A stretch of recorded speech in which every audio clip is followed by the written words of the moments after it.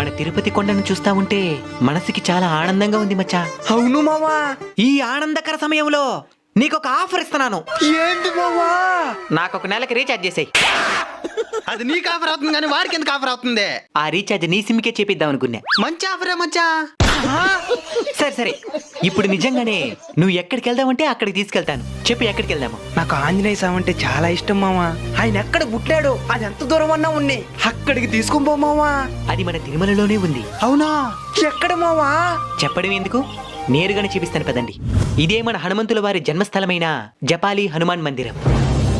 ఇక్కడే మన అంజన్న తల్లిగారైన అంజనాదేవి తపస్సు చేసి ఆ వాయుదేవుని వరప్రసాదంతో మన వాయుపుత్రునికి జన్మనిచ్చింది. అంజనాదేవి పేరు మీదనే ఈ కొండకి అంజనాద్రి అనే పేరొచ్చింది. ఇక్కడే జాబాలి అనే మహర్షి తపస్సు చేస్తే మన హనుమంతుల వారు ప్రత్యక్షమై ఇక్కడే శిలా విగ్రహ రూపంలో కొలువు తీరున్నారు. ఇక్కడికి సీతారాములు వచ్చినట్టు కూడా పురాణాలు చెప్తున్నాయి.